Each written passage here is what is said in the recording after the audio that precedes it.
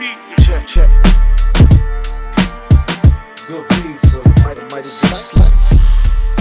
What's up, familia? It's your boy JPZ, your favorite cannabis cuisine. Welcome back to the Good Pizza Podcast. We're glad to have you back. We're gonna break some bread today, smoke some good trees, and talk good pizza. Today, I have a very special guest. He's a local Sacramento native. He needs no introduction around these parts, but he's a good friend of mine. He's a CEO of Friendly Farms. He's an extractor. He's been in the cannabis business for many, many moons, and I'm really excited for him to share his story on Good Pizza Podcast. So, Chaz, welcome, my brother. What's up, JPZ? How you doing, bro? Oh, I'm doing great, Cuisine, man. huh? My cuisine over doing, here. man? I'm doing good, man. I'm doing good. You know, at Good Pizza, we like to talk about this beautiful plant that brings us all together. You know, it brings us around the world into many different places, and our stories intertwine. And you know, I like to show our people, like, you know, how the plant played a role in your life and where you took it to, and you know what I'm saying, the journey and where you're headed. You know what I'm saying? Yeah, man, it's been a trip, bro. It's like, fuck, I bet, man. Going from like growing a few plants in your closet to like trying to supply the whole state is a trip, bro. A few plants in the closet to the whole state. I like it. Yeah. I like it. Well, yeah. Today's episode is called Welcome to Friendly California. And I would like to start with the story before the cannabis story, right? Yeah. So, like, you know, the come up. Where'd you grow up? And what town did you grow up? What high school? Yeah, I'm a like Sacramento native, man, born and right. raised. You know, I went to El Camino High School. Okay. Got kicked out, ended up graduating early, though, you know, boy. because I'm kind of smart, so it worked out. Nice. But, Wait, why'd you get kicked out? Sounds like a good story. For selling weed, yeah. Let's go. Yeah, that's kind of been the root of... It's been the root of a lot of my issues. Most people would call them issues, you know. They're little speed bumps that have taught me a lot along the way, man. And brought me to where I'm at, so. Nice, dude. You know. So what was the high school like? Like, what were you into as a kid, bro? You know, I was just one of those stoner kids, man. Yeah. I did my homework and stuff, I just didn't try hard enough and was just kind of selling my bud. But once I got kicked out, I got to do homeschooling, graduated real quick. I was graduated like as a junior, so I went straight into the workforce, you know. Did you? Started working in kitchens and cooking and stuff like that. Really? Yeah. Oh, so you know how to chef it up. Yeah, That's man, exciting. I'm gonna cook at my house for sure. Sure. Nice. I eat good most Lucky lady. nights. Yeah. Very nice. Very nice. I was the cook for many years, but then my wife learned how to cook and she started dunking me. Yeah, my wife can cook, but she takes care of the kids. You know, I got 2 little ones running around, Yeah, you so do. that's a full-time job right there. She's really the CEO, you know. Oh, hell yeah, man. We act like we do it all, but we know. Yeah. You know, there's a saying, you know, a man ain't a man without a great woman behind him. But then I heard a better saying that a man ain't a real man unless you got a good woman beside you. You know what I'm saying? Beside you. I mean, I look at it like this, you know, I'm the head of the household, she's the neck, you know what I mean? So I like that, the neck, she can tell me which way to turn, make it happen. Ooh, she kind of holds it all together, you know what I mean? My partner, so I'm the COO of Friendly Farms. My partner, Darren, he's the CEO. And Sorry, Darren. It's all good. Flipped him up. My bad. You know, he's a single dad, man. I can't even fathom how to do it, you know. Yeah. Watch the kids for a couple of days and it's rough. It's rough. The laundry piles up, you know, so it's rough, it's really good to have her there. She handles the home base. Handles the home base, handles the kids, makes it happen. They're all taken care of. We got them in school and, you know, it's working out. And she makes a mean charcuterie board. Yeah, I call it charcuterie board. Yeah, that shit. Yeah, that shit's we went golfing that one day, man. She brought me back to Jersey with all the salted meats and bro, shit. You know she hooks it up. When I go golfing, she hooks it up big time with like the snack packs. You know what I mean? Yeah, I don't ever have to buy nothing out on the course. I was impressed. Thank you again. Yeah, man. So high school, man. What was it like, bro? Like, what crew were you with? Was you a sports guy, skateboard, or just straight stoner? Well, I mean, we were skaters, stoners. Yeah, but I say, well, a lot of us were skaters. Like, I was a skater too. You know, we were the troublemakers. You know, and the kids like staying up, hanging out at the pool hall and stuff, and you know, we all eventually found our way. Well, most of us, but yeah, right, most of us. Yeah, I wasn't really into sports or nothing. You know, I play golf. I mean, oh, no that says it right there. You know, right. So So slanging weed sacks in high school, what was that experience like? Like you was a young hustler. Did you learn quick? Did you get popped? Did you? Nah, I was did you have a big terrible homie? at it. Oh, you're terrible. Yeah, at it. you know, because Gotcha. I smoked too much weed, so it was like I was smoking my profits and stuff. So, Gotcha. you know, it was a struggle. I learned a lot of lessons, and you know, I started growing right as soon as I became an adult. You know, so Okay. Let's talk about that. Talk about the beginnings of that. Right? Yeah, you know, it's I got into the mortgage industry real early. So I was working in kitchens and stuff and realizing it wasn't going to be quite enough for what I was looking for. So I was working 2 jobs, and I was also working as like a towel folder at a health club, you know. And one of my members was like, "Hey, you're really personable. You got a great memory. Why don't you apply at this company I'm working for?" So I went and got into the mortgage industry for a decade. And no shit, nice. Yeah. Well, during that, like real early on, I started making good money. So I bought my first house. You know, me and my now wife, we've been together 20 years plus. Salute. That's good pizza. Yeah, for sure. That's good pizza, That's good right? pizza right there. Is this before the 2008?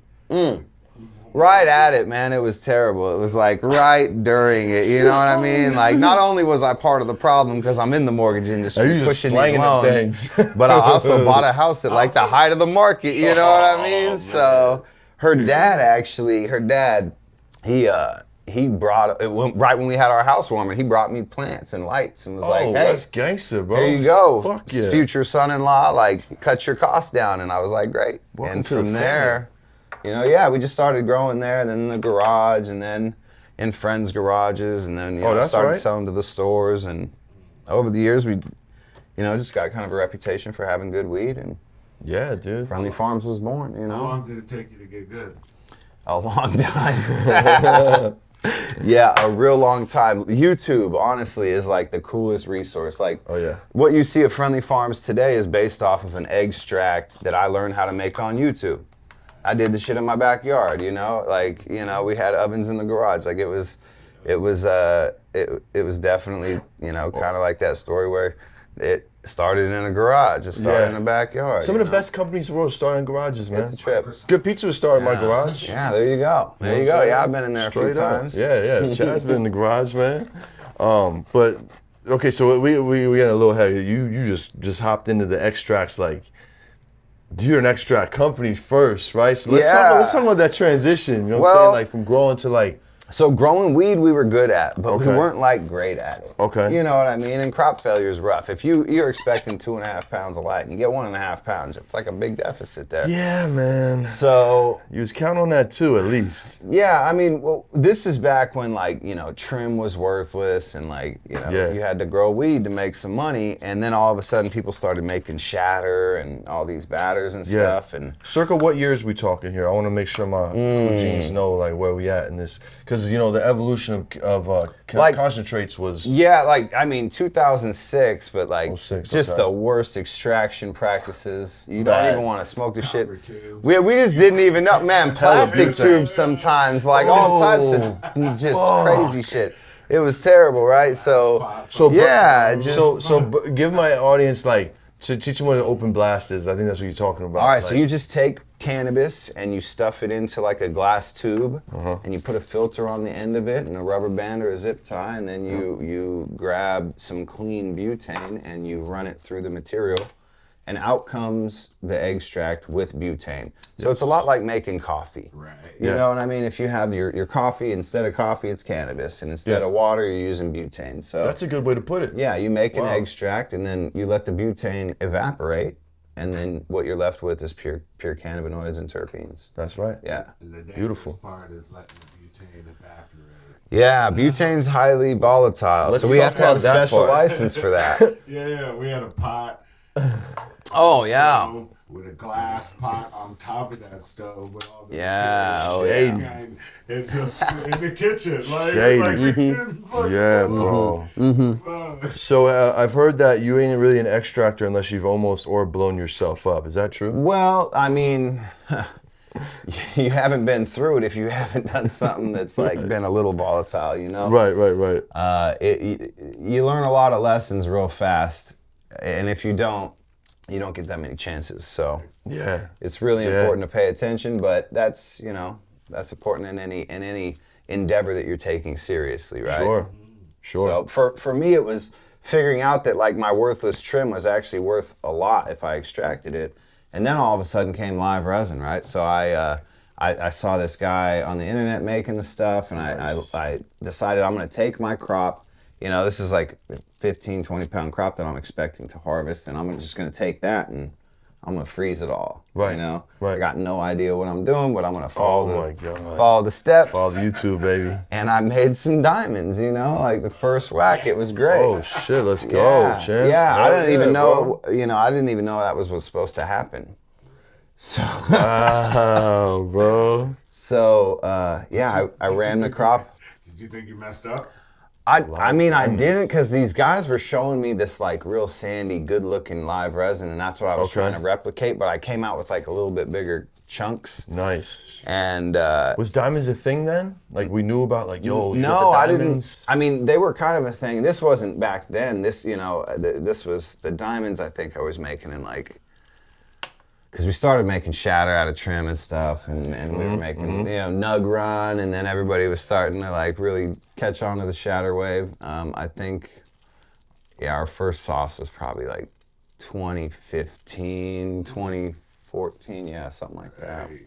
Wow. So you were well versed in the shatter and all the other extraction processes at the time. So moving to this wasn't a far stretch from what you had been doing. It was just freezing it, and that part of the extraction you hadn't really had done yet, right? Yeah, running cold enough to keep your weed frozen in your backyard is damn, bro. Yeah, and it's always fucking hot here. My wife hated me for it. I had fucking big freezers in the kitchen, and the problem is like I was going on the cheap, right? So I didn't buy those nice white freezers. Mine were like the discount ones, like the camo ones. Oh, fire! Like the hunter one for the deer meat and straight shit. Sitting in my kitchen with a 7 cubic foot camo freezer. Oh, your fucking wife loved you, bro. Yeah. She's a rider, I could tell. She dealt with a lot of shit with you, bro. Yeah, man.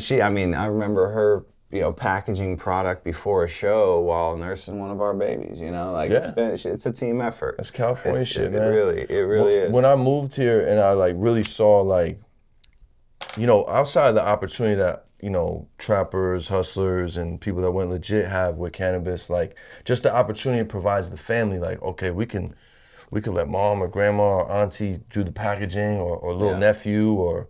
You know what I'm saying? Or if you have a tight family unit. So many ways. They could do the pre-rolls, they could do. So like I learned that actually going to Filthy's crib and just like seeing like his whole family getting busy, just banging shit out. Like, so I put my family to work, you know what I'm saying? Like, are you Pops got a job, let's run it, Pops works with us, you know what I'm saying? Sometimes my daughter works with us, she's over 18. You know what I'm saying? Like, it's just a beautiful thing. Like, there's so much money to go around and people to pay. Yeah. You can keep it in the family and stuff. And cannabis is. That was a lot easier to do. It's like it was so communal back then. Those early years of the medical model, like it was more communal, where that was even celebrated, like and it was less competitive, but that's right. Less regulated as well, where you could have that help. Yeah, now you have to be. You have a Type 7 just to package shit, bro. You have to have a license to package your product. There's a lot of hoops to jump through. You got to really. There is. Yeah, you gotta really grow fast. You feel me? Damn, grandma, you got shit on your fucking. You got an F on your report card, grandma? What the fuck? Damn, man. So that's the extraction. So when did you go full force, man? Like when did you say like this is fucking it, bro? I'm going full force into the extraction part of cannabis. Right, like 2017, something like that. 2016. When I moved here, man, 2017. Yeah. Yeah, we were faced with the legal market coming on board. You know what I mean? The proposition passed, and we were like, okay, well, what now, right? And I was just really starting to get my game going on the larger extractions, and I ran into a farm that this was still 215. We were legit though. We had all our paperwork in order in the farm. We had patient lists and. I ran into a farm actually that had way more weed than I had ever seen in my life. Nice. It was Elite Gardens down in Carpinteria, and they were only doing it legit, so they needed a patient list. And I called Darren, my partner, right? Right. I need your patient list. He was running one of the most successful deliveries in the Citadel. state. Yeah, Citadel, yeah. Real successful delivery. Yep. He was killing it, so we had a huge patient list. So that allowed us to buy as much product as we needed to in order to produce it for the patients, you know? There you go. And it was a wrap from there. Like, we really just put everything on the line. We took all of our money, pooled it, and just put it all into extractions. And we started making live resin. Nice. That farm started freezing product for us. We'd go down with, like, you know, ice and dry ice and a motorhome, you know, and just stack it to the roof with Who was driving, Billy? Both of us, yeah, for sure. Shout out to Billy, man. Mm-hmm. Shout out to Billy for sure. Fuck yeah. I feel like you went ahead just a little bit. I just have one question. What Bring it made back. you get legit, period? Like, go from street dude to even medical model. We are going to be friendly farms. I was... How did that? I mean, the way I saw it was that I was facing an extinction event. You know, Sure. Like we all understand there's a lot of money out there, but I was looking for something with an exit strategy, for something where, you know, there's a really bright, long future that I have the opportunity to run through, and not having to worry about the law really helps, right? Or just being able to follow the law and not breaking it is helpful. Yeah, definitely. So I decided that was the way we had to go. And once we ran into these farmers, and they were really cool guys, like Ash, they're awesome guys. Nice, dude. You know, we ran into Glass House Farms down there, and just, you know, Glass House is now one of the biggest farms in the state. They're killing it. Glass House. Yeah, they just Impressive opened a huge. operation. They just opened a huge operation, like 5 million square feet or something. So they're you know, we ran into these guys, and they really helped us out by providing material, and you remember what strain we were you guys able ran? to do it. That's why we had to put it all together. I had a deal before that kind of fell apart, and this was just the opportunity. Nice. So was it that you saw that it went legal medically? And No, it was going legal recreational. No, I'm saying before that. I'm saying pre. When Friendly Farms very first started. Yeah, I mean, from we've been being a going... street dude to now we're going to go into the medical model and sell products legally. I mean, I guess I was always under the medical model, you know? I was always rocking under the medical model, you know, maybe not You built everybody... your collective quick. Yeah, Early. you know, I kept it small, and had a group of friends that were all medical, and we just ran that medical system. Nice. Sorry. So you never really had the street deal as an adult. No, that was like the high school stuff. Oh, okay, you know? cool. Because like I'm almost fucking 40, you know what I mean? Right. So like right when I was 18, they had the first, I might have been 17, they had the first medical laws passed. And, you know, you started seeing Ziplocs show up with a label on it, with like a little medical label on it, right? Remember that stuff? Where like you could go to like Blue Sky Cafe out in Oakland and like go buy some weed. Yeah. And like I've been operating under that all the way up until it became recreational. You saw Yeah. that, you was like, I'm in. Yeah, for sure. For sure. I mean, you know, it wasn't the most legit protection, but luckily, you know, it got me It was through. better than what I had in Jersey. I'll tell you that. The gray area, Yeah. the medical model. It was amazing. Was So, beautiful. I'm a gray area kind of guy. Well, I was really just black where I was from, but area-wise. And fucking, you know, when I moved out here, I was like, oh, this gray is so good. Yeah. I was just moved, because where I come from, you gotta move real militant if you want to stay around. And so I brought that out here, and I got to like, kind of like calm that shit down a little bit, and still on the swivel, still moving militant, but I could just like relax and smoke a joint while I'm riding around with a 20 in my trunk. Yeah. Back there, you gotta wait till your ass get to the spot. Oh, for You know sure. what I'm saying? You For can't be sure. blown with shit in the trunk. Yeah. Yeah, So, there's you know. different rules out here. Yeah, man, yeah. But But easier they're to good. operate. Yeah, definitely. And there were some protections, you know, the medical laws were cool. All great.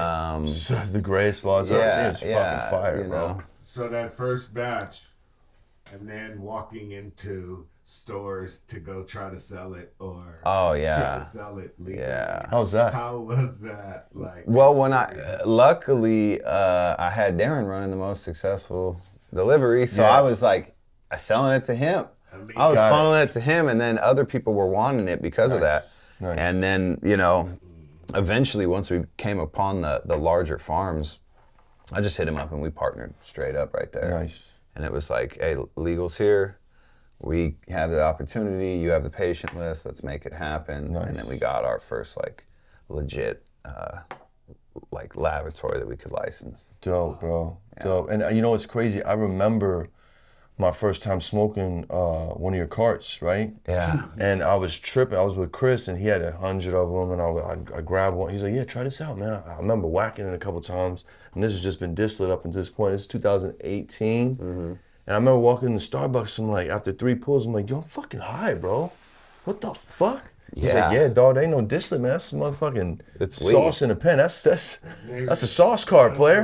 I'm like, "What?" A dab in a vape. Ooh, dab on the go, player. And it's like, that was how we like actually really got the product out there. Was as soon as we figured it out. I mean, it was an accident, right? Right.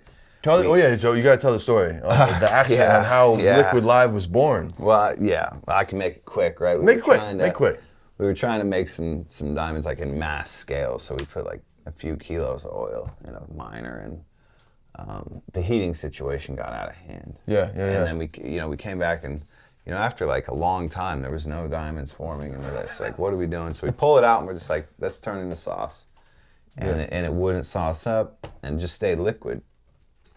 So. Oh shit. We started freaking out because like, what do you do with like just juice, right? Right. And this is when carts sucked. Yeah, bro. I didn't want to make a cartridge. Cartridges suck. Yeah. You know what I mean? They're full of distillate. Nobody wants that. Yeah. And we were purists, and my partner was like, put it in a cartridge, So we did, and the rest is history. Worked. It didn't crash. Nothing. Yeah. So the fact that it gets you high so quickly is how once we decided this thing is awesome, we're gonna go for it. We decided to start putting all of our profits into shows and Gabathon and Kush Stock and High Times and stuff, and we'd let people hit the cartridge. Even people would walk by because they don't like cartridges at the time. I'm one of those guys, right? Like, if I don't want to taste your cartridge, bro, it's whacked. It's a cart. Yeah. And we'd pull them in and we'd force them to try it basically, and then we'd talk to them for about 20 seconds. There you go.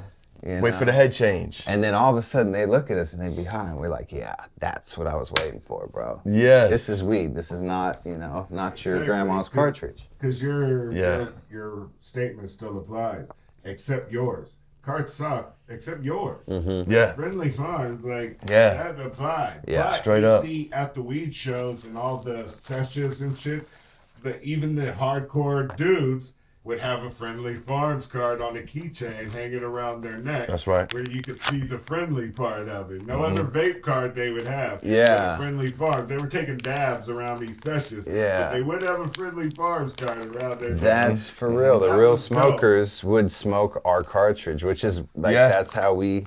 It was like, yo, if I gotta go somewhere, I gotta go tell, yo, I need a friendly cart. Yeah. I need one of the motherfucking sauce carts, dog. Yeah. And you guys were the only ones with them for the longest, bro. Well, we were the first ones in California to discover how to make them. Yeah. And then other people got their own versions of how to make them and stuff, but ours is still, we think, the best. And hell yeah. It's just weed. Yeah. That's fucking awesome, bro. The first one. It's like Coca-Cola. Everybody else is Shasta, you know what I mean? You know what I'm saying? Talking about right person at the right place at the right time. Timing. Doing the right thing. You and Darren had the clientele. You had the operation. He's all sales. He's been the sales. brains. You had the sales. You had you pulled the money together and it fucking went off. And then you touched on High Times. That was the first time I saw you guys at a very large scale. 2018 High Times. You guys were the featured. Like San Bernardino or in Sacramento? No, Sacramento. Okay, the first legal event allowed in the state. Yeah, dude, with consumption. We sponsored that thing. Sponsored that thing. You had the big setup in the middle. Like this story came up a couple times on the podcast, especially when Mickey Tilts was here. Yeah, Mickey was awesome. He was MCing. MCing. That dude, he's a killer, man. I love him. Oh hell yeah. And throughout the park. Yes. This one keeps coming up. That was a legendary High Times. It was awesome. He was up there with King Kali, giving out weed, and I remember you on stage promoting that. And a scavenger hunt, dude. The scavenger hunt. Every hour on the hour, we were giving SF Canna blue cookies. Fucking heroes, man. If you find this person right now, look at our social. Find this guy in the Sick, park. Bro. Has 75 people running around looking for niggas. Hell yeah. That's cool.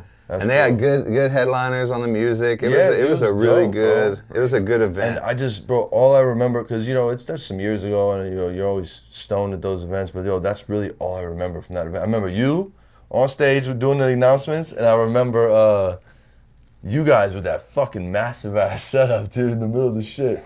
Dollar dabs. Yeah, you dollar dab? dabs. Oh, fuck yeah. It was terrible. Like, we didn't understand much back then about business, and we lost our ass on that show because, like, everybody would come up and they'd spend $1 dab, and that's great because we're giving it to charity, but they didn't need to buy our product now because they tried it, or they could try it 20 times for $20. We were giving them fat dabs. But that's kind of what we did to get the product out there. Is just let people try it and kind of make a big deal about it and make them understand, like, hey, this is really high quality stuff. Yeah. We get it from the best farms, and there's like 20, 30 flavors available. Pick some. We got deals. Hell yeah. Now, do you think, I know you dropped some bread on that event more than anybody as the headliner. Do you think that those marketing dollars, like, maybe you didn't make that much there, but I feel like that really puts you guys, like, in the fucking limelight for the whole California and or world to see. You know what I'm saying? Yeah, that gave us a lot of... Took an L then, but I feel like it paid off later. You know what I'm saying? Yeah, it's been a long journey. It's been expensive. We've learned a lot of lessons, but overall, it's gotten us to where we're at, right? And we're at a really good place right now. We're still expanding. Fucking love that, bro. We just got a new distribution deal with Herbal, so... Oh, nice. Yeah, they lost a pretty big vape brand, so we're gonna tell me about try and take some shelf space up there. Yeah, that's gonna be huge, bro. Yeah, huge. And they gave you a player-ass deal too. Well, did they? Let me shut up. I can't talk. I'm sure it was fair. Sure, it was fair. It worked for both of you. God bless. Salud. That's what it is. It's fair. Yeah, it's all right. But yeah, we've got a lot of cool stuff going on. There is a lot of talk in the industry, like uncertainty. What I'm saying? It's kind of a shit show for a lot of people. It is right now, but you guys seem to be expanding. When they say 26 or something, a report I read, 26% of companies are making money right now. There's 75% are breaking even or going poor, but you guys are in the expansion stage, and that's awesome. Popular name. What do you attribute that to? We're a small business, right? Like when people see Friendly Farms in all the stores, because we have a lot of accounts, right? Mm-hmm. And we're how many? We got a lot of coverage. I don't know, a little over 300 for sure. Solid.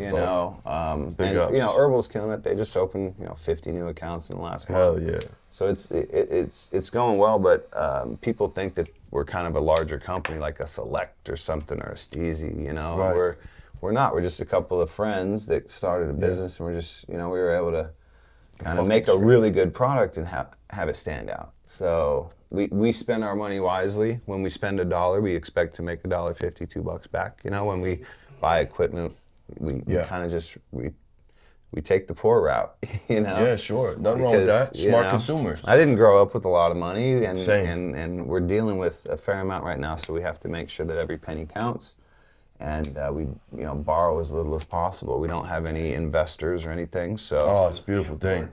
Yeah, which I think is a good lesson here. Huge, very. What we've been saying for a lot of years is start small. Yeah, like don't go grab $5 million if you don't need it. Exactly. And like if you don't have a name in the market. Yeah, and I think what you guys did, I think it's important, is built the name early and took some of that shelf space, took some of that market share, and and then when it does go full legal, you have a name already. But I've seen so many guys put $5 million, $10 million even into a company and put 75 or 150 lights up, but don't have a name. So they grow this phenomenal product that nobody wants to buy. I know. They're having all these problems. So I think you guys are a lesson for the industry on how to move, how to scale properly, how to scale the right way. Working your way up. Because your guys' name is huge, like one it's of those huge, selects. Man. Mm-hmm. So what you guys have been able to do with your small team is very commendable.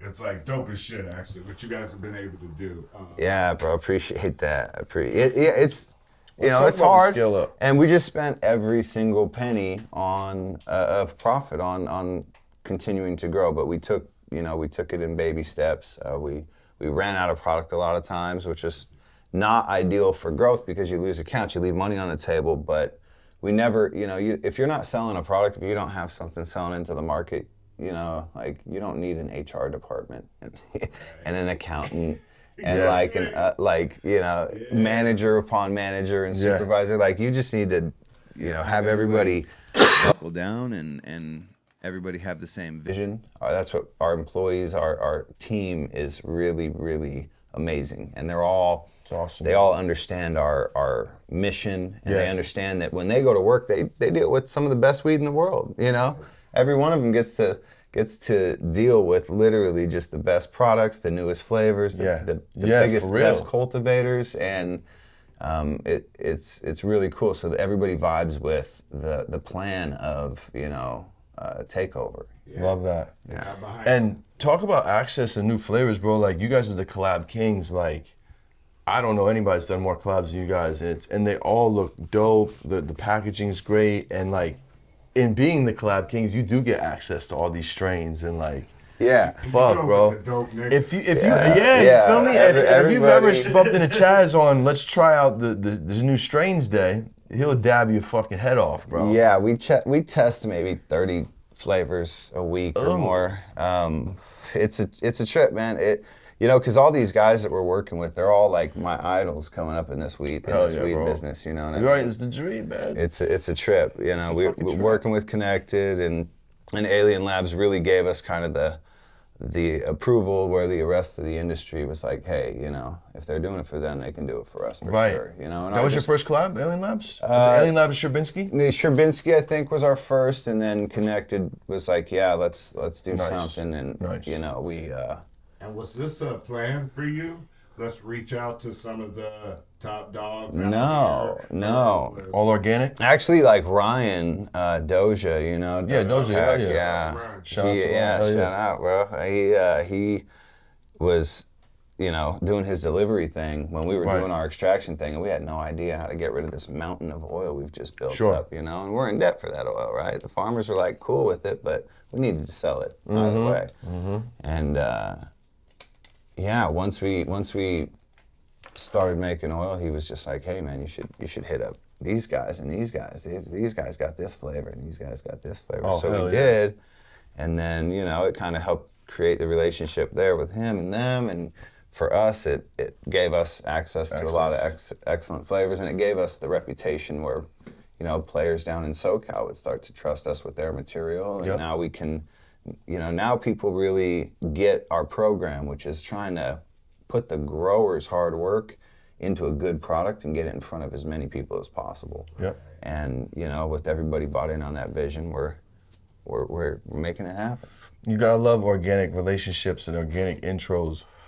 And like where we're from, like, you know what I mean? Like street dudes, it's like, you're kind of judged on base who introduce you know what I'm saying? So it's not like a solid introduction from a solid person where all the parties got mutual respect, and then you just do what you do, good business, you know what I'm saying? And it's flexibility, open-mindedness, like seeing a good thing and running with that. Like, you know, I have this plan, maybe going this direction. Oh, this is popping, and it's a good idea. I might not have thought about it, but I'm exposed to it, and it's good.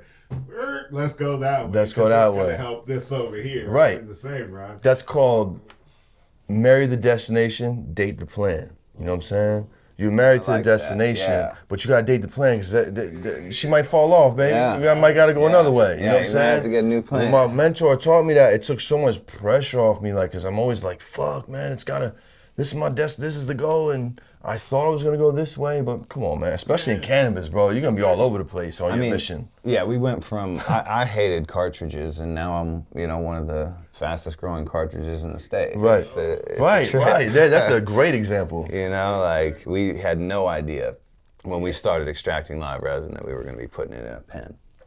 And now we put it in all of our products. I put it in a tincture, in our gummy. I got this powdered product that we have. It's a formula that is water soluble, but you can also just eat it, throw it on your spaghetti, throw it on your popcorn. Oh, no shit. Yeah, whatever, anything. Throw it on your pizza? Yeah, pizza. Beautiful. Have some good pizza, you know what I mean? Yeah, I'm gonna do that, man. Yeah. Billy blessed me with one. I'm gonna try that. I'm gonna throw it on some pizza. I was gonna ask you, just run us through your SKUs, man. Like, what do you guys have to offer? Oh, man. Besides carts. So the cured cartridge is a big thing that we're trying to push right now because it's essentially our answer to distillate. You know? Right. You can get kind of the same margins, closer. Yeah, I mean, it's a little more expensive to produce, but we can still sell it for the same because we're not trying to gouge our customers, Sure. you know. We're fair, and we figured out a way to just take really high quality material and keep it in really good shape. You know, teach the farms how we want it stored and packaged, Right. and then keep it, you know, really pristine through the process, and then do a really, really cold single extraction, and you get a product that is full spectrum. We call it true spectrum, the way we do our extraction, but essentially it's got all the cannabinoids in there. It's got all the terpenes in there from the plant when it was growing. It's just cured, right? So it's dried product instead of a fresh frozen product. And that is, I mean, it hits you a little harder than live resin, and it tastes like the weed we made it from. Instead of having to like add terpenes to some distillate, it's a true spectrum. So you found a way to, distill it with the terps still in naturally. Yeah. And so it doesn't have to be frozen and can still. Yeah. Well, no, it doesn't have to be distilled. So what happens they're just doing is cured run. we just right? extract it, and then From that dry product plant goes, from dry material, and then that product is post-processed, and it's a liquid, full spectrum. We don't ever break the compounds apart, you know? Yeah. Yeah. No reintroducing terps. Yeah. That shit don't fool me, bro. No. I mean, I don't know. That's not real weed. That's not I'm how a weed nerd, but like, That's not how it was intended to be no, used. man. You Leave know? my shit in there. Did I tell you to take it out? Leave it in there. What'd you Yeah. do with it when you took it out? Yeah. Why'd you take that out, bro? You know what I'm saying? It taught us also that THC ain't as important No. in the plant as we thought it was. Terps, baby. Yeah, that's a Yeah, big terps, thing bro. that, I wanted to actually touch on that, bro. Yeah. Nice. We've touched on that a couple times on this pod, but Because, you deal with THC terps. Talk on it. can run high, but if it's low terpene and nothing else, I mean, it's going to be a distillate. Yeah. You're smoking. Yeah. Right? You know what I mean? It's Exactly. And the terpenes have more effects Yeah, than man. people thought. That's why like historically they thought they were aromas and taste and that type of shit, but they have way more effects. Definitely. And we're proving that now, like especially with your live resin carts and everything else. So yeah. Oh, yeah. And there's a lot of other compounds beyond just that THC, right? Like this weed right here, right? It's like 35%, 36% THC or something, but the total cannabinoids is 42%. Right. You know what I mean? So there's another 6-7% of really good therapeutic molecules in there, you know? Yeah. That are cannabis related. Yeah. They still make up the cannabinoids. That's Exactly. right. Exactly. And that's why it's keeping the oil in one piece, keeping that full spectrum on it is Keeping the what's... terpenes intact. Yeah, the terpenes and all the other cannabinoids, right? And all the other cannabinoids, yeah. you know, there's more than one. There's more than one thing that gets you high. from one OG to another, it would like there's a difference in the chemical makeup of the cannabinoids. Sure. So Is the science complete of those other 6%? no, there's like 300 like unresearched Cannabinoids or terpenes. molecules. Like Yeah. they're compounds of interest is what you consider them. Okay. Yeah, it's a trip. That's It's a trip. interesting. Yeah. Yeah. 'Cause, you know, we see 48, and it's not CBD. It's got to be something else. Yeah, I mean, you there's- never really get the list of Right. what the rest of those are. You Yeah. know what I'm saying? Mainstream cannabis is starting to come around. You Thank look at God, things bro. like in the UK, there's a couple of things. There's a lot of publicly traded cannabis companies over there doing real research. You know, there's the Sativex, right, which is like Really? GP Pharmaceuticals or something, but they it's a spray that like helps you with seizures, and it's real stuff. You can get shit. it prescribed to you, and it's cannabis. Oh, that's amazing. And that's in the UK? Yeah, and Oh, then wow. there's Apollon formularies. There's like these guys that are curing cancer with cannabis, That's and they're amazing, using like man. artificial intelligence to formulate what the cannabis, like which cannabis you should use to target your specific cancer. That's incredible. Yeah. I fucking love that, man. Yeah, so we're still in kind of the infancy. Mm-hmm. And for all the cannabis nerds, this is going to be a great episode because we're really taking about We get into the weeds. No pun intended. So the good pizza people, who's kind of your Yeah. audience that Yeah. you're cultivating, they're going to love this. Oh, they're gonna love it. My audience is weed nerds. Exactly. And people that really want to learn. And You know really what I'm saying? break down and talk Yeah, because it only exactly. a small percent of the population. We see 90% of weed smokers just want some good weed. Yeah. They don't want to know everything about it. Yeah, my mom included, man. Exactly. She's the worst weed customer. She goes to the store in Oregon, of all places, right? And she's like, I just want something that gets me fucked up. Yep. And I'm like, that's the worst thing you could say at a dispensary, you know? They're gonna push their little whoever having the contest for the bud tenders, they're gonna push that shit on you. My favorite weed's like 16%, you know? Like, it's good stuff. I just need the terps, baby. Just give me the terps. Yeah. So we got the cured carts, live carts. Oh yeah. Cured resin, live resin. Yeah, we do the jars too, so not a liquid form. It's like diamonds and sauce. Okay. We're coming with the batter pretty soon here. Nice. We do a tincture that's based with the same oil. So everything's with the same oil. We have an FSO syringe, so it's people that need a really heavy dose orally. They can get like 900 milligrams of THC in a single syringe. So, nice. You know, My mom loved those. Yeah. Yeah, she grabbed some at the cup that one time. Yeah, bro. I mean, they're really potent. Her and her little girlfriends fucking. We're trying to have something for everybody. Yeah, dude, we got the pre-rolls. We got non-infused and infused pre-rolls. Nice. You know, how did that go for you? It's going really good, man. We're selling quite a few of those, and people are liking them because we care about the product. We use the right grinder, so it tastes good for a long time. Good. And with the infused ones, we did 2 half grams instead of a gram, because the gram infused kind of doesn't perform. When you got a 35-40% THC joint, it starts to really collapse halfway through. So we did it in 2 joints just to make sure the consumer. The little guys, little dog walkers, I like those. Yeah. Give them a better experience. Yeah, what was for sure. the first like non-cart related product you guys put out? That was the gummy. The gummies, the gummies, Yeah, we got gummies too. We got some new ones coming out. You guys got D8 gummies too, no? Yeah, we do have D8 gummies. We're selling some Delta 8 over on the East Coast. Nice. You can get it online as well. Nice. You know. On the Friendly Farms website? At getfriendlycbd.com. Getfriendlycbd.com. Yeah, for sure. Nice. So that'll be in the notes. We've got the product, Delta 8. Delta 8. You know, it's for people who get arrested for getting high in certain states. Like, it's a great alternative. Right. You know what I mean? And honestly, like, my mom fucking loves them. Dude, I got you know what I mean? off Like, those. and I can ship her bags of the stuff. It's a beautiful it's great. thing.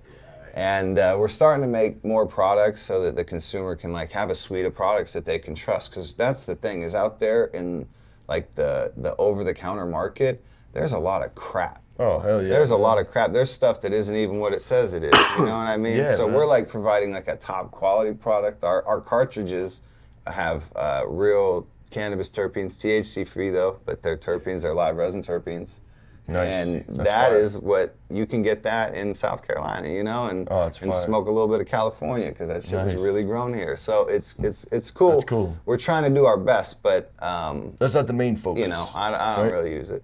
Right. No, I eat the gummies. I eat the gummies because they get me. Gummies are good, bro. They get me different high, but they get you really hungry. So I think it'd be good for somebody who like needs an appetite.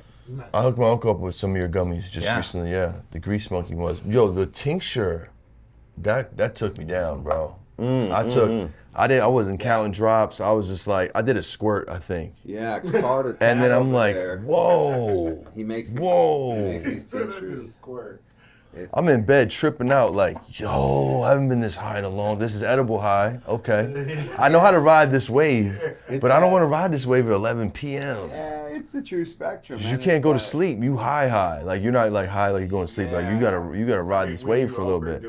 Yeah. You can. You can. I mean, So we've got could you tell specific my instructions. coujins the proper instructions? Yeah. I'm sure it's on the bottle, but it's right here. It says hear it from the horse's shake mouth. lightly and apply 1 drop or under tongue. Hold for 16 seconds and swallow. 1 drop, coujins. Yeah. 1 drop, not 1 squirt. 1 drop. Yeah. So Pinch, not a punch. you know, That's- it's what is this? 1,000 milligrams or something? Yeah, there's 1,000 milligrams. yeah. right So there. God knows what I It's a took. fair amount of And I THC. was smoking what, you know what I mean, all day. So it was a good honestly, time. When you eat a regular edible that's made with distillate, it's not going to give you the punch that like something like this Yeah. is. So you No. got little 10 milligram No, it's stick not. packs of powder actually hits you like a 20 milligram, traditional Yeah, edible. that's tight. And it hits you faster because of the way that it's formulated. The encapsulation, the nanoparticles, it like actually goes to your blood a little bit quicker. What part of, if you don't mind, what part still keeps you like super excited about the industry? Is it the research in this new stuff? Is it seeing what a new product does when it hits the market? It's like, what still gives you the good feelings? Yeah, I mean, the fact that there is still such a huge opportunity in front of everybody. Yeah. You know, the market's still real immature. So yeah, the R&D side, the science and the medicine side is going to be really huge. That's exciting to me right now. Yeah. And just the fact that there's so much growth available. California is where a lot of the culture has come from. Yeah. And we can for sure we can take that culture across the country, and there's opportunity for everybody. So, you know, sky's the limit, and that's really exciting. Yeah, definitely. You know, definitely. I mean, every day I get to deal with amazing product, but boy, it's so much. You know, it's a lot. It's a lot. And you, I watch your videos in time lapse. Like you truly test all your product. You go on Chaz Instagram, and you're just gonna see him just ripping dab after dab on the Puffco, and then just taking his notes. You know what I'm saying? Another dab, taking his notes. You have to take like a CBD hit every couple of hours to bring it down. to chill it out, or are you just a veteran just pushing through? I just push. I mean, you know, for some reason, the dabs doesn't really affect me as much as like cannabis or rosin. Okay. You know, like so dabs I can take quite a few, and I do it real early in the morning. Oh, nice. You know, so that's a start. I don't know. It just kind of clears my mind a little bit, I guess. So that's your 4 a.m., 5 a.m. wake up. Yeah, like 5, 6. Got it. Yeah. Yeah. Good for you, man. But it's not every day. Fuck a coffee. Right? Just So when they build up. Yeah, for sure. R&D, bro. R&D, baby, gotta do it. And you can get behind a brand that tries their own product. I mean, that's who I want to smoke after. You know what I'm saying? I mean, there's a lot of you smoke it. Yeah, they come on, don't have man. anybody trying their product before it goes to market. And if a farmer sprays some sulfur or something on their product, and then they cut it down and freeze it, and you extract it, and you don't taste it, there's not a test result that's going to come up and tell you that that's in there.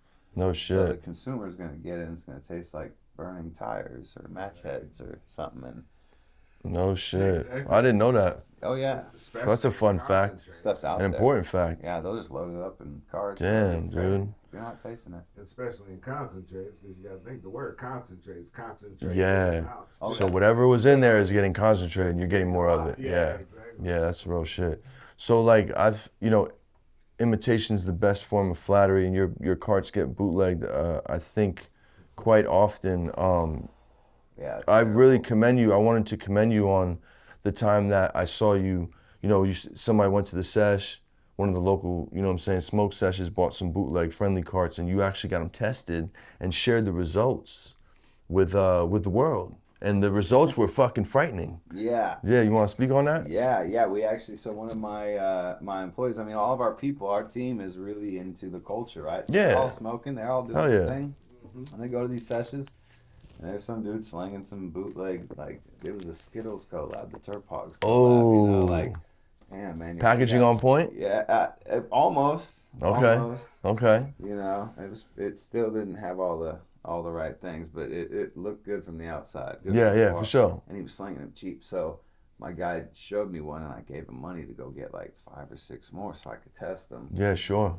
And they came back with 13 fails for pesticides and PGRs. Man. So it was a real eye opener for like what's out there on the streets. It's disgusting, And we have It people. is.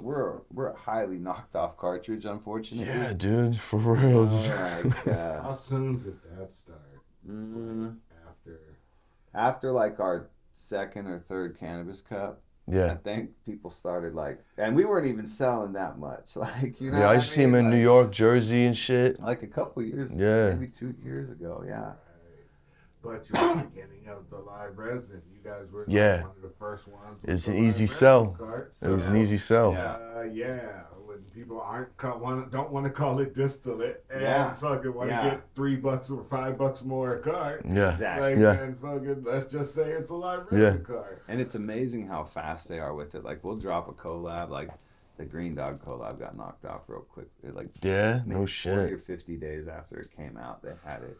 And we don't have our product. We don't have our boxes printed in China where they're selling the fakes. Right. Like we have our boxes printed here in California. So they're sending the boxes to China and try to get the duplicates, and that's what they're coming back with. Yeah. Wow. So shit. And it's fast. It's amazing. Bro, like I see brands all the time. Not to cut you, Doja Pack, for example. Like, bro, it was like an ad between. You're looking through your story on Instagram. It was just an ad between the story, like. Doja Pack and like a couple other brands, like what the fuck? Yeah. How big of a headache is that? It's terrible. I mean, we can. And in the beginning, how mad did you get when you saw it happening? In the beginning, I was excited. I was like, oh shit.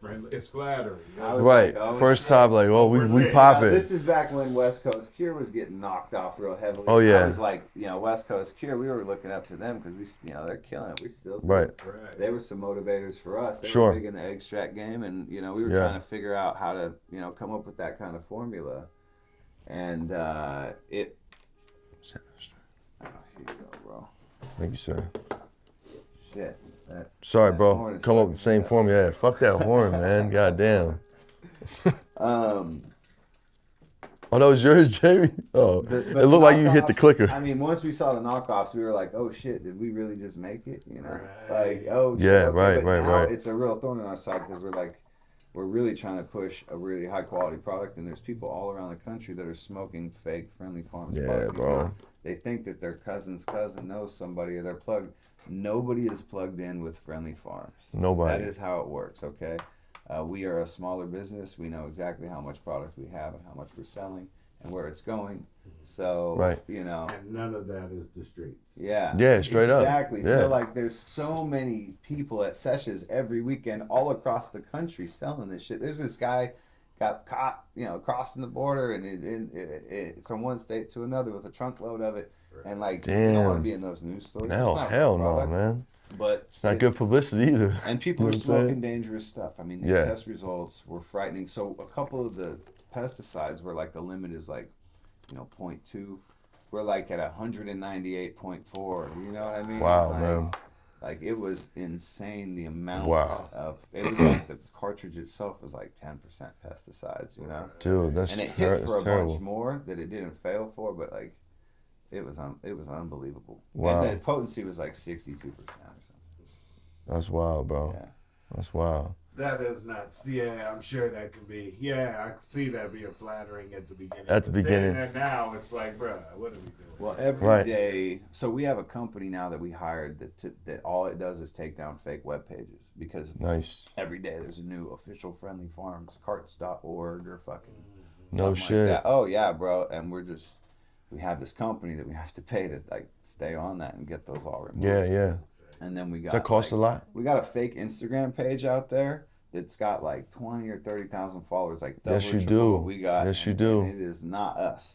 Yeah. Yes, you do. We are Friendly Farms CA. That is us. Yep. It's So motherfuckers. No. I think we're Friendly California, right? Yeah. No, even.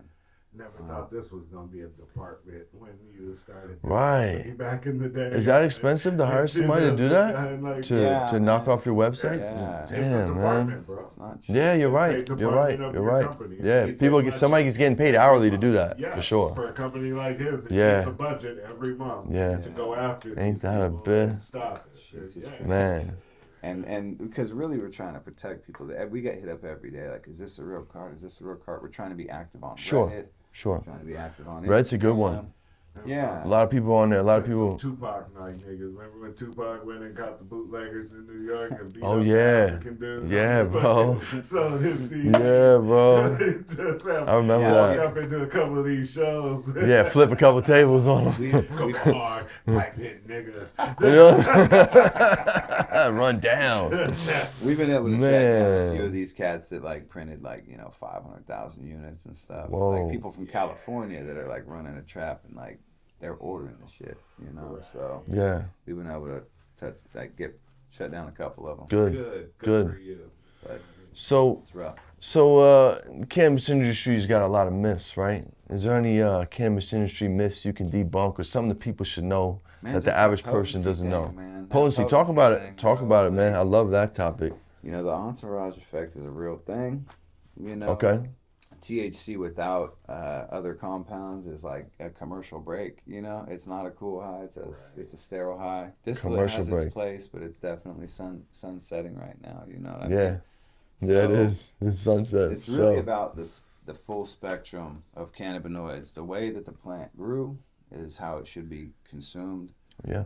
And trying to keep all of those compounds intact and then consume those is, I think, the best way. And that could be smoking weed. I mean, you can eat it in a lot of ways, but you just don't want to break it down to like it's like little few molecules that get you high, because they don't really work that way. When you have all this other stuff in there, the mystery compounds, I mean, that's where it's all at. So my favorite weeds are not that potent, and I get high as hell. Right. Do you chase the terps? Like, do you bookmark the terps that you like, and just that's what you really just go after?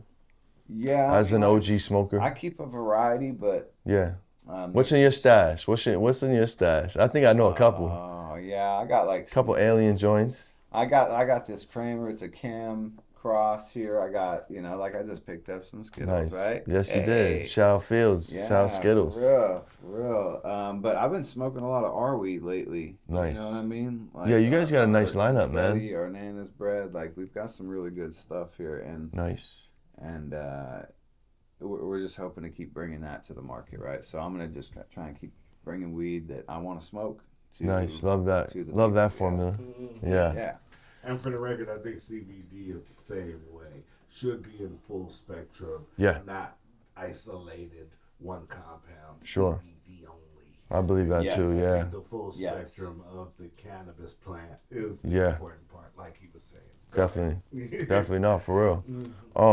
So I'm gonna get into a couple questions that I know my audience is gonna want to know. You know what I'm saying? We're gonna have some fun with it. I'm gonna hit you with some rapid fire. All right. And then we'll drop our handles and go off into the dusty trails. All right. So what's your why, man? Why do you do it, man? Everybody that does moves like you do, you gotta have a big why. I got a big why. I mean, an entire generation of people, maybe 2 generations, has been, lied to about cannabis. And, and we've been fed we've been fed a bunch of bullshit, you know what I mean? So I was actually, right when cannabis was starting to become a legal thing, like real legal, I was in college. I was starting to go to school to get into cancer treatment, and I quit to go full bore into cannabis because it's something that like so many people can benefit from, and it's got really small side effects, So I've seen it work really well for people, and I thought now's the time to do it. Nice. So I kind of jumped, both feet in. Love that. Yeah. Hell yeah. Yeah. But we built a real small situation, Yeah. A couple of small machines, and then. Yeah, man. I've been taking notes. Patients first. Yeah. Yeah, man. Grow that list. Yeah. Exactly. What's a weird skill you have, or like a cool life hack you can give my cool genes? Man, I love cheat codes. Weird skill, man. I could knit you a scarf. Really? Okay, that's a good skill, man. Knitting? Yeah. For sure, Where'd you learn that? Home ec? When there was actually home ec in high school? My middle school had it. Yeah, I think my grandma Sharon taught me that. Nice. Yeah. Hell yeah. Shout out to Grandma Sharon. Yeah, for sure. Love that. For sure. Love that. For me, life hacks is like, I don't have any kind of hacks. There's no way to get around life, right? Yep. I like that answer. I just, the way I look at things that have really helped me out is you have to learn from your mistakes. Yep. And you don't really have a choice, right? To like kick and scream, it's not going to help. Mm-hmm. So you never really, like, the difference between me and what I could have been is like just not giving up. That's right. Right. And it's the difference between who I am now and who I'm going to be as well. That's right. So every time you trip learn quickly. Learn quickly, yeah. And that's right. And just never stop, never give up. Good call. Love that. If you could be accountable for all of your actions, that's right.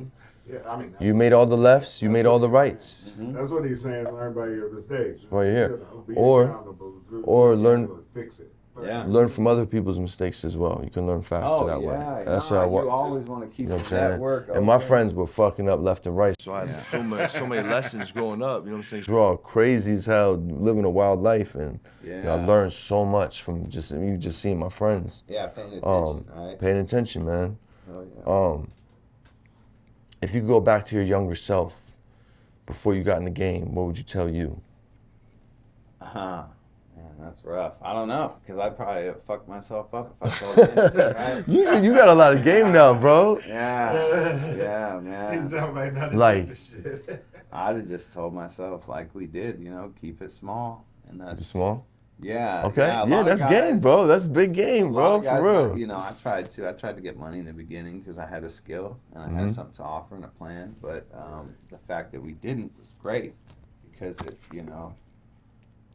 a lot of guys kind of had to go that route, and it's difficult to pay back debt while you're growing a business. And, if you can just start small and start growing.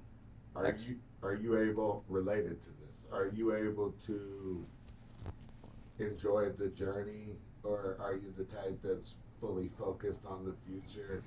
Do you enjoy the journey as it's gone through? Yeah, most of the time, right? Most of the time, it's hard sometimes to slow down enough to really realize what the hell you're doing. Yeah. Like when you go and you go buy like a couple tons of cannabis, it's like real weird. Right. But it's not, right? Because you're just like, that's what you have to do to supply the market. Right. But it's at such a large scale, you're like, fuck. Yeah, like, I need 1,000 pounds of this and 1,500 of that. It's real weird, but it's cool when you get to see the hard work of your team pay off, and they make this product that you created. Yeah. And you get to see all these new flavors coming out. Like that's really, I love that. It's really cool. I love that, bro. Yeah. If you had a weed superpower, what would it be? You could make weed too. You do whatever you want. You just rub the genie lamp and hit you like. Yeah, I would just like to be able to look at weed and know what it's gonna yield. Oh, that's a good one and a new one. It's a new one. Yeah. That's a new one. Yeah. The last guy said first hit would be the first hit taste would be every time. Every time. That's a good one, right? Good one. Yeah.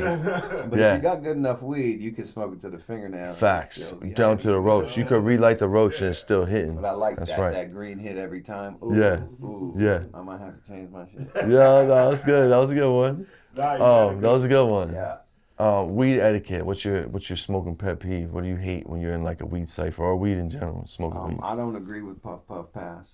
True. Okay. What is it? I mean, I don't think Smoke cannabis really has like these structured rules about how you need to smoke it. Smoke it, get high.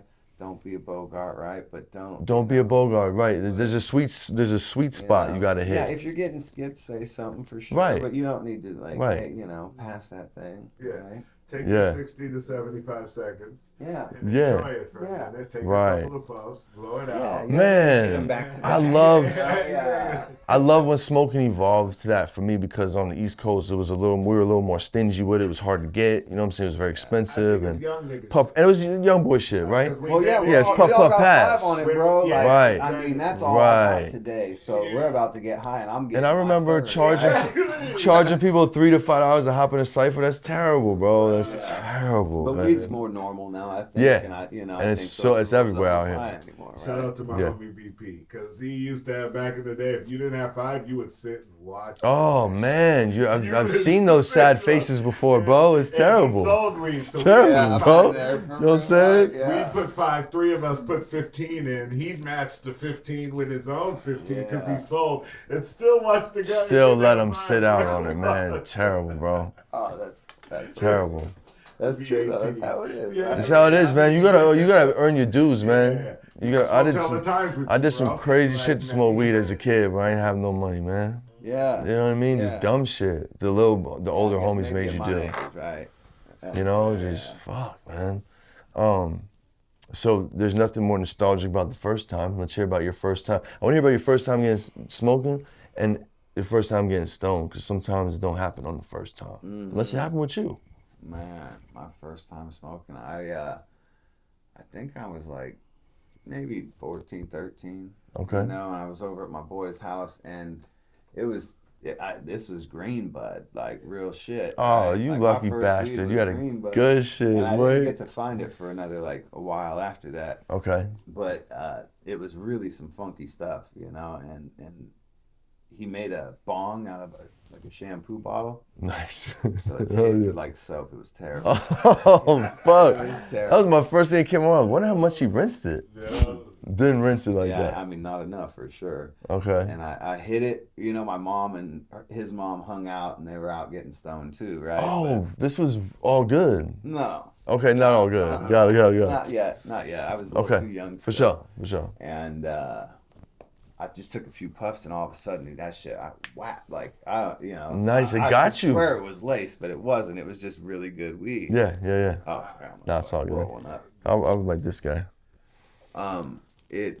And I was, you know, walking out. My mom was like, "All right, let's go," and I'm like holding on to the walls. Cause like the wall. Oh, you shit got is spinning, hit, bro. boy. The shit is You spinning, got like, hit. Yes. Like they say, weed is a hallucinogen, and if you have zero cannabinoids in your system, and you just come out with the and you hit that that sticky 25% or something, yeah. Mixed with a little bit of dial soap in there as well. I got a couple Oh terps yeah, as well. The dial terps, what? I mean, this is like Damn. 90s. There's no This is telling a what that solid shit is, first you know? cipher. Yeah.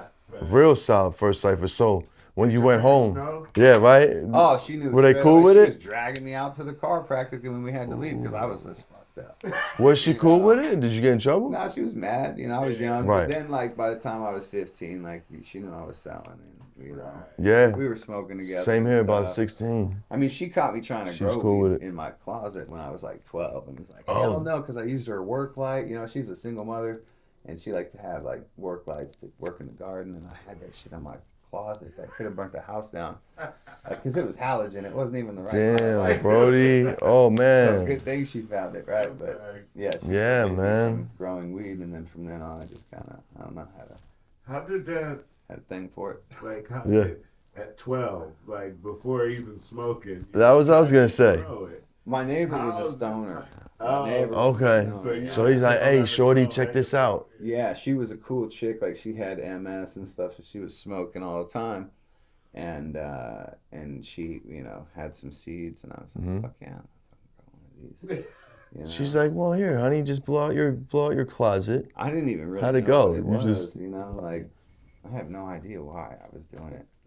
That's That's a trip. Wow, I don't know why either, that. but I like it. Actually, like, something drew you to it that's, like, past you. You know Yeah. what I mean? Past No, you. like I think I was like reading about it and stuff, you know, like they had books on it. Like, yeah, I don't. Was your mom? That was back when Tower Records was around, and you could go into Tower Records and read a weed book. You know what I mean? Down the street from your crib. Yeah, down the street. I'm hitting Tower on the way home from school, man.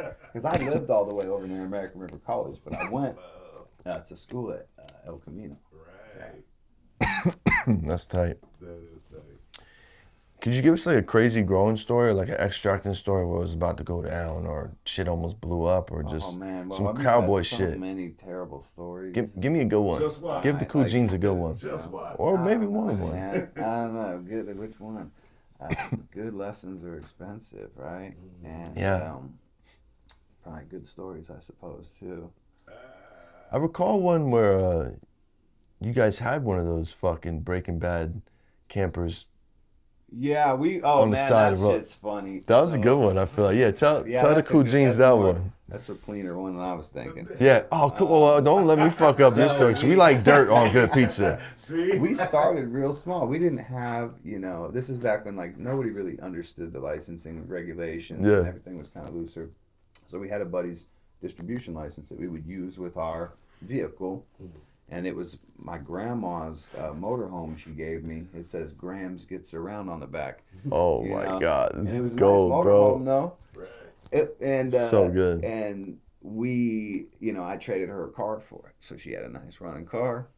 We were like going down and camping at these farms and taking down like 100-foot greenhouse of weed and freezing it on dry ice.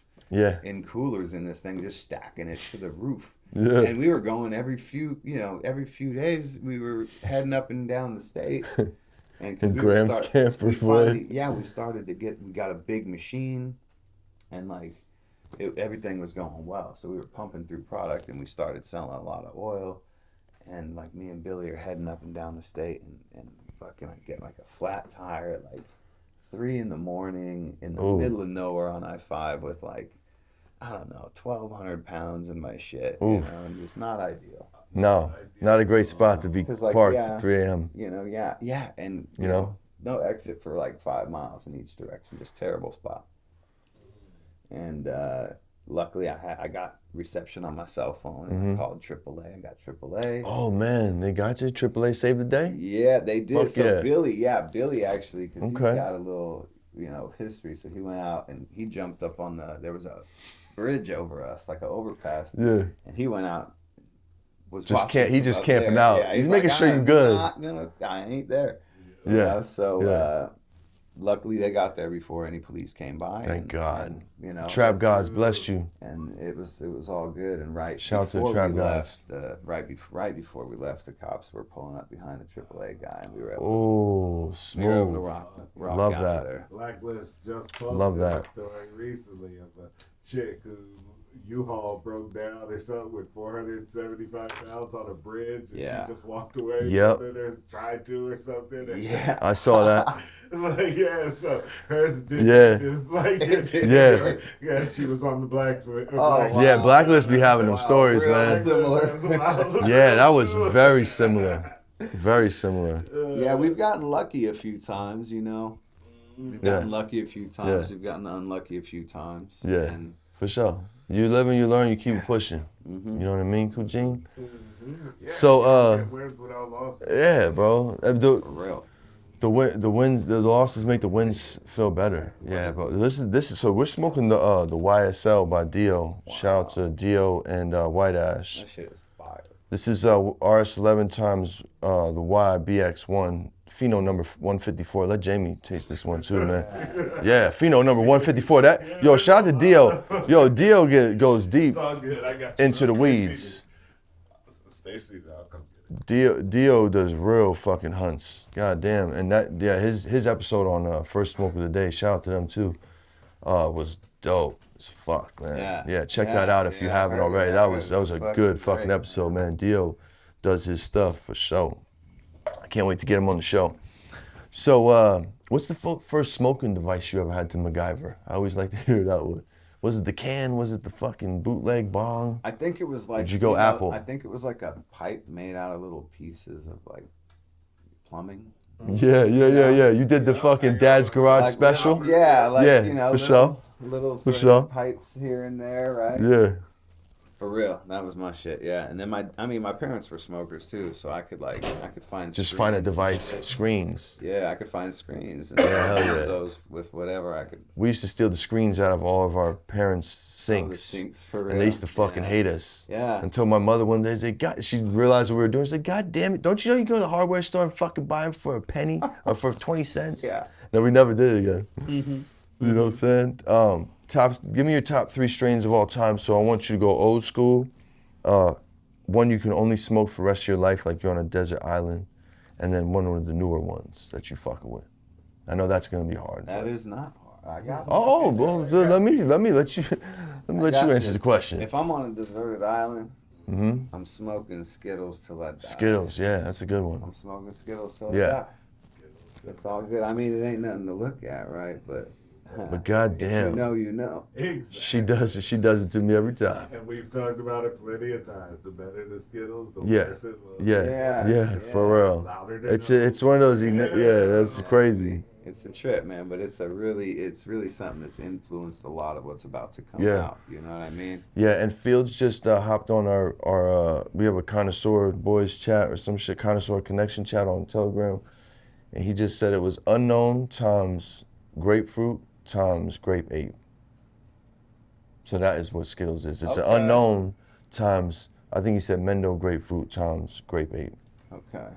Yeah, I haven't even. So Desert Island, continue. I just love whatever. Just that shit is like, to me, it's like a lime green Skittle or something. So fucking good. The high is just perfect for what it's perfect. But I really like, a Chem, a good Chem. Old school, so we're going Chem. I fuck with that. Smoke that forever. I fuck with I that. I like gas. I like OGs, but Chem's really a good one.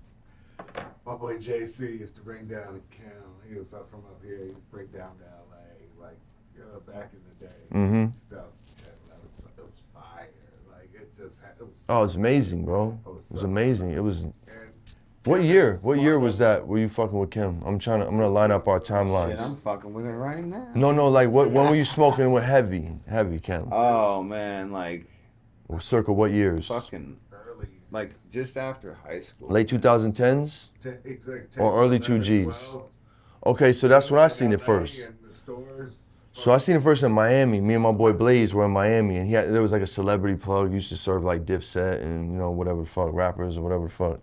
And we got some Chem. We was called, it was called Chemi. People was calling it Chemi, and it was fucking amazing. For sale in the back of the High Times back in amazing, the day, you know what I mean? Like that shit was.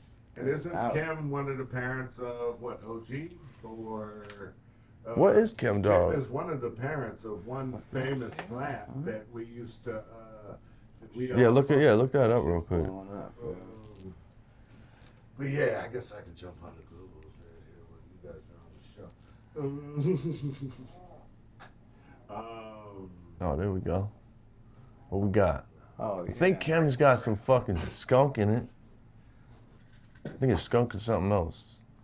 Let's see what we got. Or sour and OG or something shit. I mean, it has like, I think sour. It's got sour in it. Sour's there for sure, and an OG. Right? So we got Chem, we got Skittles. What you fucking with now? All right. I also, dude, if I like a top, dude, I wish purple would come back, like real perps. Okay.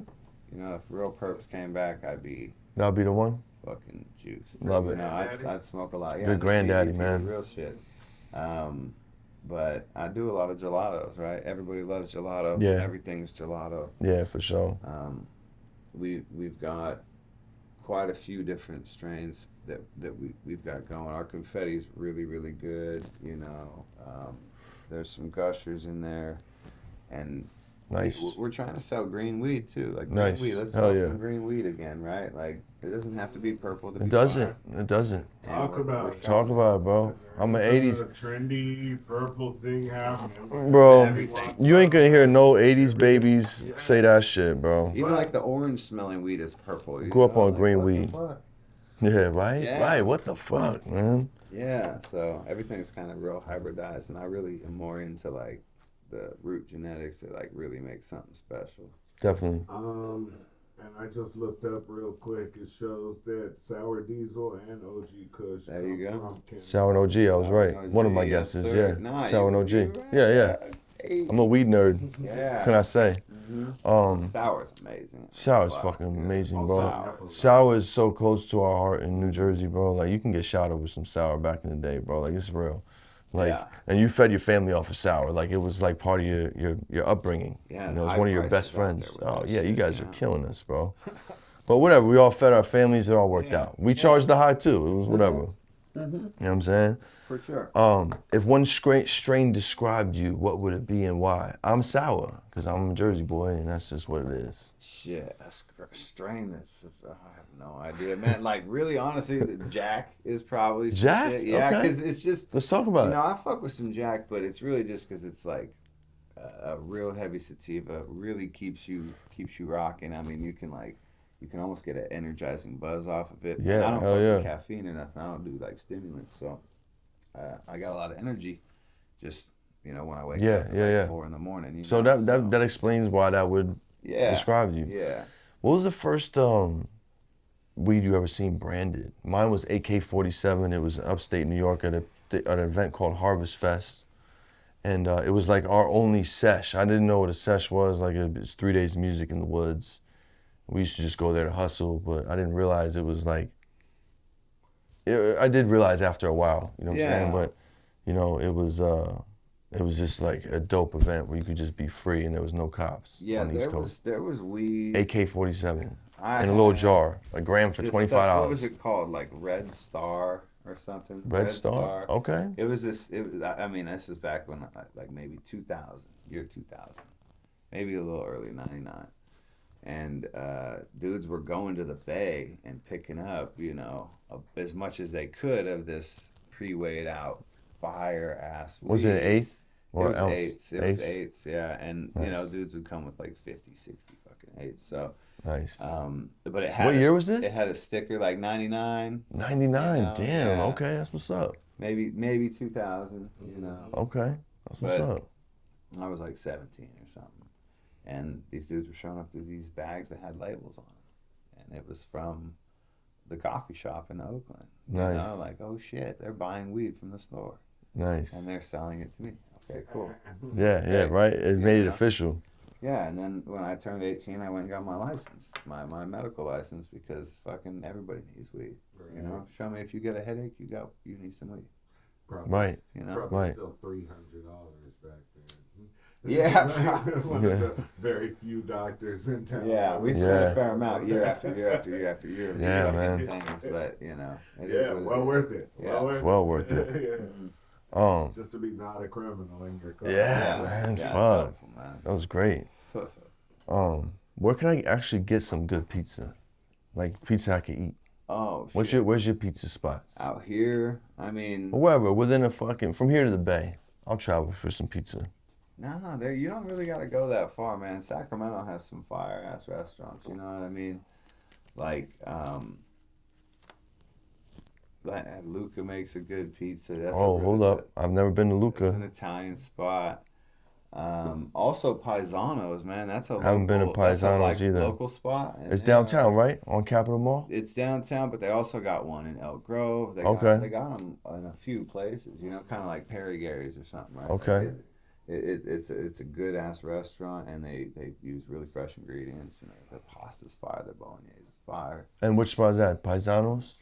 Also, that's where. Wait, who got the pasta? Hold up. Paisanos. All right. For sure. Also, Obo Italian. Obo. Yeah. OBO. OBO. It's part of the Sellens family. They shit. Okay. They got the best food in town, honestly. Nice. You know. Yeah. Sellens is good, dude. Yeah, but wood-fired pizza's over there at Obo. Nice. Same with Sellens, right? Yeah. Fire. Cool. I fuck with Giovanni's. Yeah.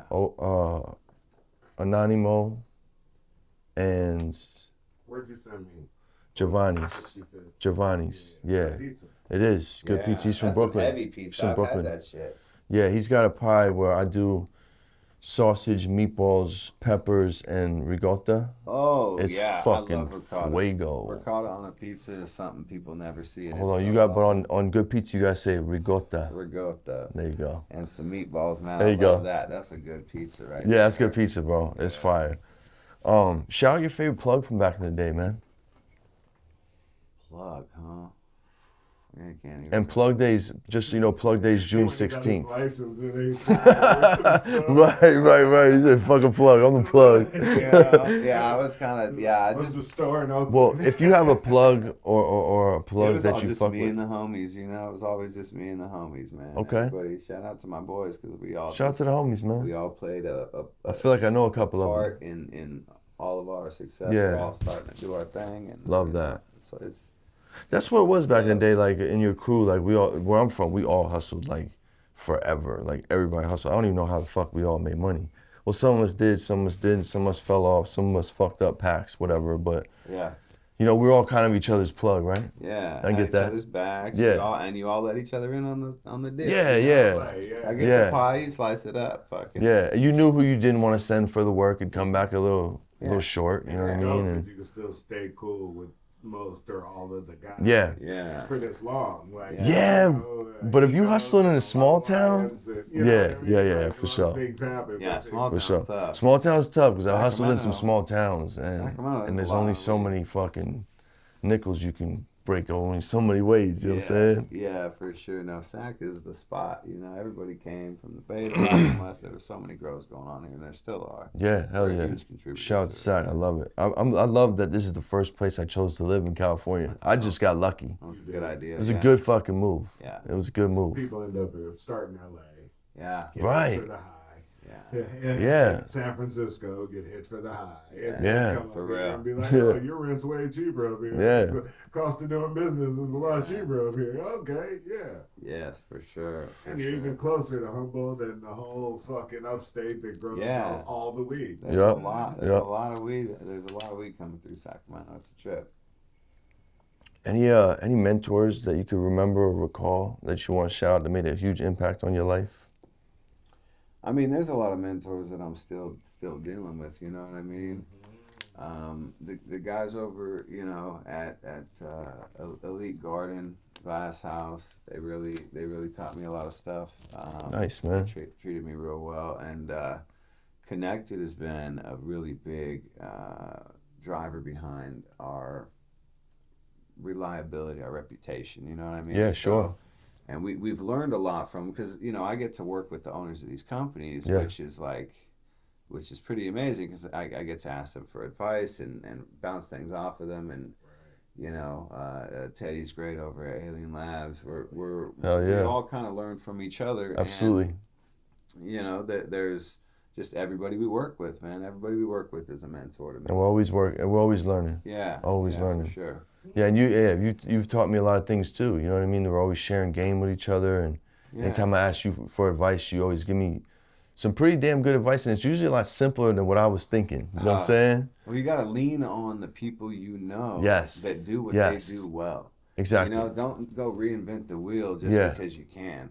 If somebody's already got the wheel handled, then just fucking go. Yeah, exactly. Success leaves clues, man. Yeah, for sure. You know, we were growing, when I first started Friendly Farms, we were not an extract business. We were growing weed. We were selling it to the clubs. And then when I figured out extracts, and I was better at that than growing, it was easier to stay consistent. I started meeting farmers. I started not growing weed anymore, other than just some personal stuff. Yeah. And all of a sudden, you know, we were able to access any flavor we wanted, fucking in any quantity, and then I was like, let the farmers farm, let the manufacturers do that, let the retailers sell it, you know, just everybody plays their role. If you stay focused, you're able to accomplish a lot more. You know, vertical integration only goes so far. Right. Sure. 10%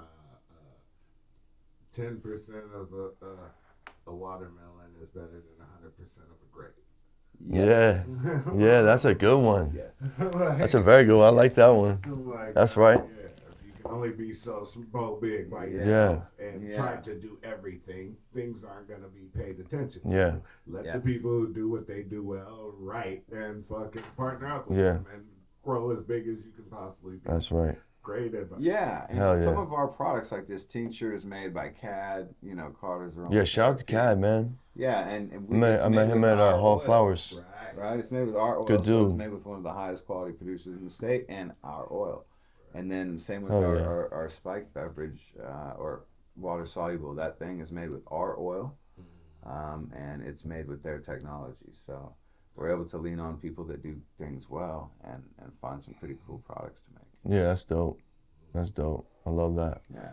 I'm gonna shoot some rapid fire at you real quick. All right. So you could do one word or short answers. All right. Do you like the smoke and the hot or the cold? Huh? Hot or the cold? Cold. Cold. Okay, interesting. BHO or ROS? ROS. LED or HPS? I like some LED now, actually.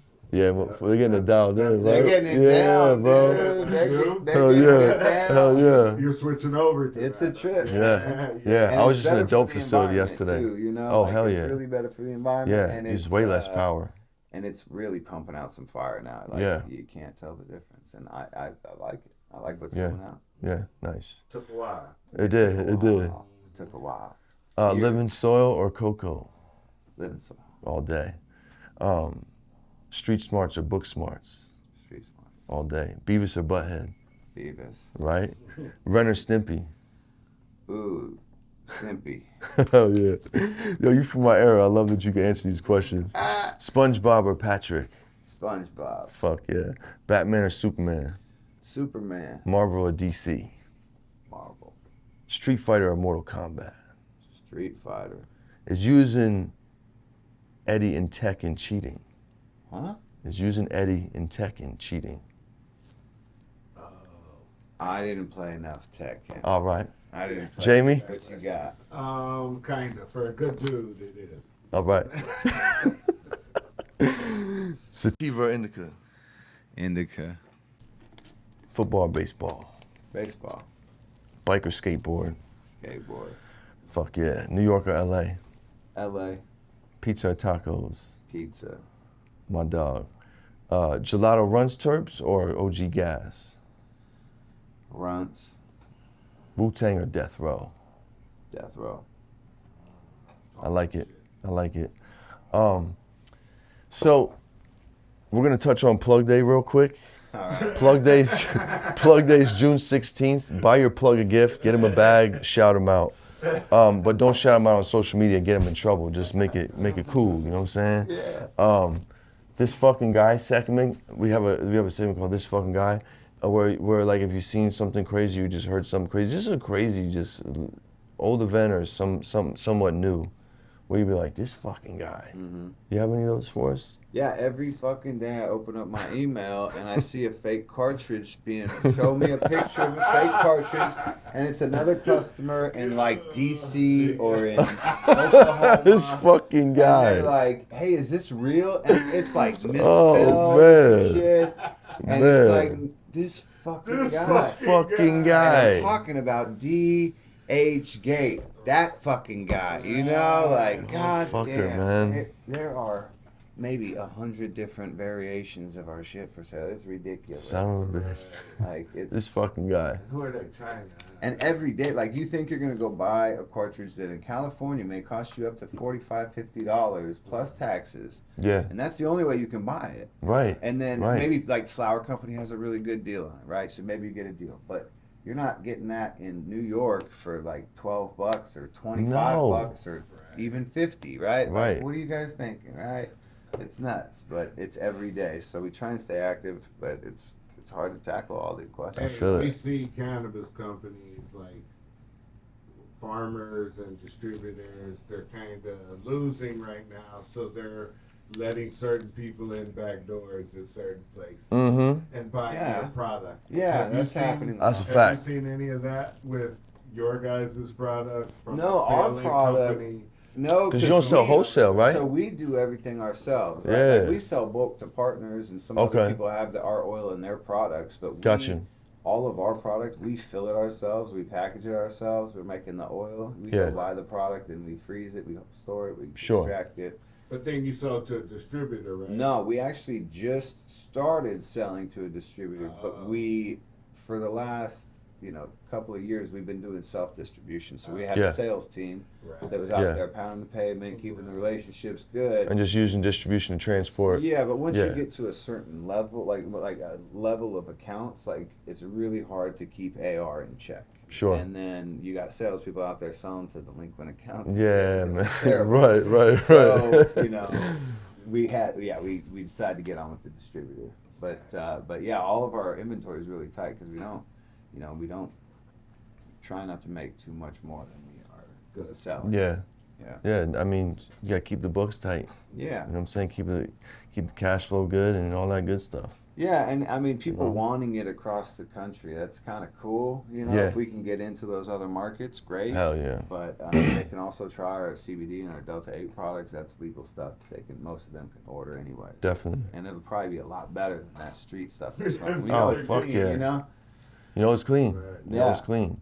Yeah. So how can my people help you? You know, what do you need on your mission? You know, do you need us to how can we help you on your mission? What's the next move? Just try our product. Just try the product. See Try it. Friendly Farms. If you see it, try it, and if you don't see it, ask about it.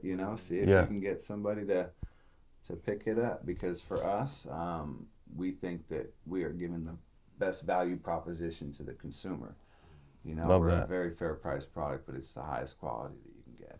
Love it. So, Can't beat that with a bat. Yeah. Just try it out and you'll love it. That's it. Love it. Tell a friend to tell a friend. Tell a friend, tell a friend. Yeah, man. So where can people find you? Let's drop your handle and your websites real quick before we get up out of here. Yeah. Friendly Farms Official is our website, friendlyfarmsofficial.com. Okay. Friendly California as well. Perfect. And then, our IG handle is Friendly California. And if retailers or stores in California would like to get your product after hearing this, they can find that on the website? Yeah, well, they can find it on the website. There's an info email on there. They can find it on the IG handle. And they can also go through Herbal and just put in a request through the Herbal website. We've got our own little portal on there. Okay, cool. Yeah. Nice. Yeah, for sure. Nice, man. Well, easy to find now. Love that. Yo, man, thank you for taking time out of your busy schedule to chill with me and my cool jeans. Yeah, man. I appreciate you, brother. Good Absolutely. You, good to see you, man. Absolutely, man. It's a good pizza. That's good pizza, bro. For real. Yeah. For real. And Jamie, thank you as always, my bro. Great episode. Great episode. Yeah, thanks, bro. So, all right, my cool jeans, thank you so much for tuning in again. We appreciate you. Until next time, share some good pizza with a friend. Peace, love, good pizza. We up out of here. Check. Good pizza. Hey, cool jeans. Thanks for tuning in as always. Check this out, guys. I need your help. Please like, share, subscribe, and leave a comment. It really helps, believe it or not. And if you're feeling generous, you want to help out your big cool gene, go on over to Patreon and leave me a couple fazuls, you know what I'm saying? We're just trying to make the podcast bigger and better. I'm not going to go spend it on weed. We sell weed over here at Good Pizza, you feel me? So don't forget to also check out the website if you want merch, gear, or any kind of swag we got, you feel me? It's going to be at goodpizza.com. That's with 3 Z's. And just hit me with a DM for the promo code, man. Matter of fact, I'll give it to you real quick since you my cool jeans. It's Gabagool, all caps, GABAGOOL. Thanks, guys. I really appreciate y'all, man. As always, peace, love, good pizza. We'll see y'all next time.